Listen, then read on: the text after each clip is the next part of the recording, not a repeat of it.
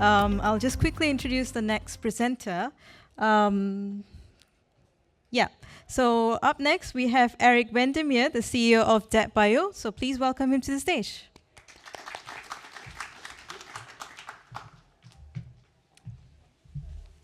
Good afternoon. Glad to have some people in the room after lunch. Let's talk about cost. Let's talk about competitiveness to fossil. If you look at the biomanufacturing today, it really has tackled in the past two important drivers. The notion that fossil is finite, one day it will run out. Although its death has been predicted many times, it will eventually run out. And of course, climate change has for the past 10, 20 years been a big driver. A lot has been said today about this driver. But since a couple of months, there is the strategic autonomy driver. To be independent of fossil supply chains. The realization that fossil supply chains are not only a cost issue or can be a cost issue, but that they can actually be unreliable or even absent. So what we need to do is we need to decarbonize our energies. We need to have less carbon, electrification as an example. But also we need to defossilize what is left. And what is left is certainly materials. Our chemicals, our materials contain carbon, but obviously also some energies such as aviation fuel. Now this resembles actually the 1980s. Most of you are slightly younger than me, but I have roller skated in the Netherlands on the highway when there was literally a Sunday without cars. And my parents had coupons to pay for fuel in the I believe it was 74. Hard to imagine, but it was really the case. There was a shortage of oil. Now, we don't have a shortage today, but we certainly have these concerns about the supply chain. And what we've done in the 80s is mandate the use of biofuels as a replacement for fossil. And biofuels were, at the time, substantially more expensive than its fossil counterpart. Now, so moving to the past 40 years, a pretty successful biofuels, 100 million tons of ethanol, 150 million tons of biofuels in total. And if you say that an average plant is 100 kilotons, which they're not, they're actually smaller, you talk about 1,500 plants globally that have been built, financed largely by banks, some equity, and are reasonably profitable. There's not a lot of bankruptcies in this sector, at least not historically. If you then look at what further has been tried, sugar-based intermediates. So you make a building block that the traditional chemistry then produces to make end products. Pretty much all failed. Several billions invested in butanol, in succinic acid and others. Not a lot of stuff has reached scale.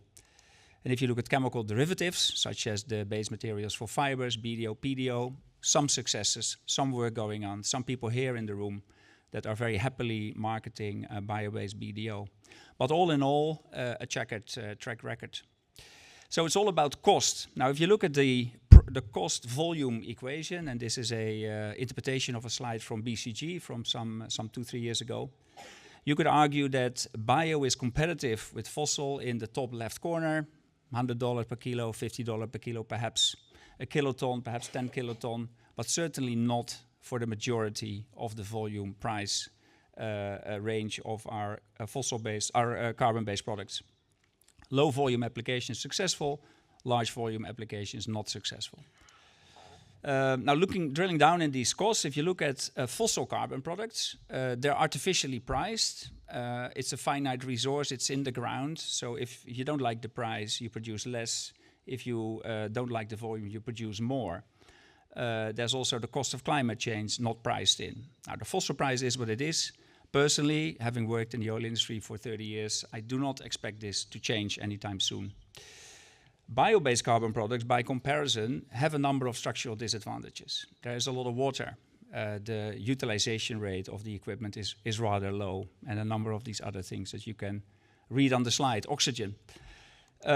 Mostly fundamental, but there is an element that can be addressed, and that is obviously what I'm going to tell you. So we need to do everything we can to reduce the cost of goods of carbon products, and then where needed, we need to enhance that lowest cost by regulation of some sort. Mandates, as we introduced in the 1980s for fuels, has been proven to be very successful. Now, if you want to go to the lowest cost, today in your toolkit are really three things.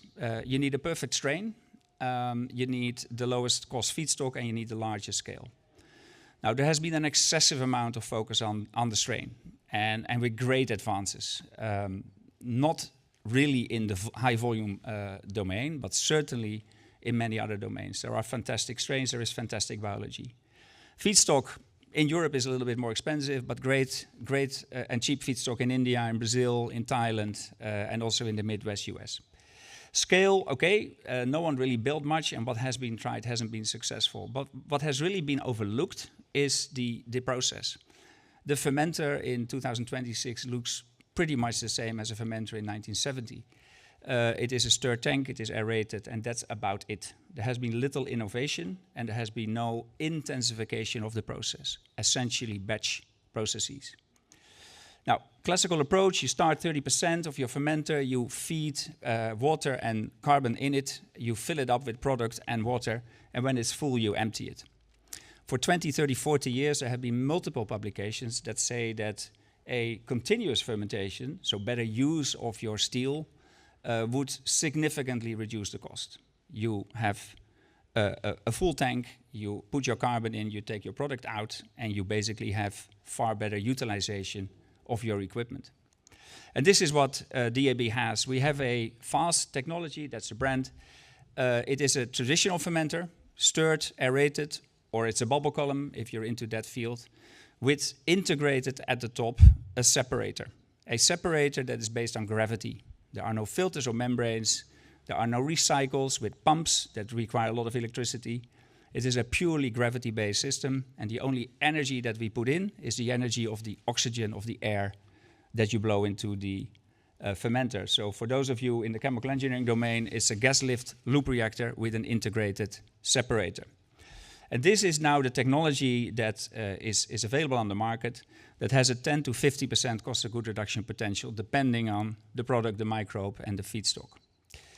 Seeing is believing. We have a 500-liter demo plant in Ghent, our friends from Biobase Europe, who are also here. Very happy with that, functions very well, fully industrialized, including cleaning systems. And we also have a glass 2-liter version. And that 2-liter version has two advantages. One is glass, so you can actually see what's happening, but also it's 2 liters, so you can use it in your lab, and you can do your own developments the way you want to do it, and you don't have to share any of that with us. And I'm going to show you here how we keep the biomass inside while drawing the product and the water out continuously. So really relevant.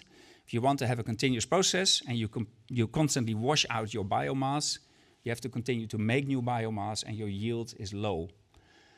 We, with our technology, keep the biomass inside, so you only have to make your biomass once, you keep it alive, and you keep producing for far longer in a full fermenter than you would otherwise do in a batch tank. And here it goes. I hope you can see it. On the left, you see the fermenter and the separator on top, and you see on the right how we draw out an almost clear liquid, almost cell-free. We estimate that about 95% of the cells remain inside. And this is now a continuous fermenter, keeping the biomass inside, without filter membrane, without pump, simply based on gravity as a principle. And this could go on essentially for as long as your biomass is alive. This is the technology, this is what is working, and this is why we believe that there is now a substantial additional lever to lower the cost of goods of biomanufactured products. Smaller equipment.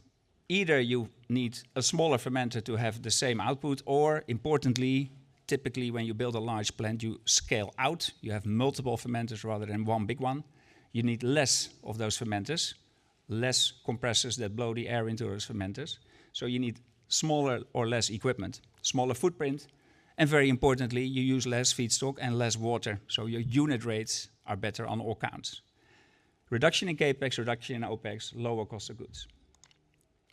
And this is then schematically what it means. Instead of a 1 to 10 kiloton window of $50 to $100 or euro per ton, we're now really talking about 100, 150, 200 kiloton in the $2, $3, $4 per kilo range. The true commodities, the plastics, the stuff that comes out of the Middle East and China, that is still effectively subsidized by very low fossil feedstock. I do not believe that we get there by bio alone. For that, we need regulation. But with bio, we can get substantially further than we have in the past so far in volume terms. And this is a list of building blocks, chemical precursors that have been announced in 2004 and updated in 2016. Several of these have been tried. Succinic acid, maybe $1 billion was spent. Butanol, maybe $1 billion was spent, to no success. And we have demonstrated with our clients and through studies that we can take, 20, sometimes even more than 20% of the cost of those products, and therefore they warrant a new look in response to now a much more acute supply chain risk rather than a climate change risk, which of course you also address by going this route.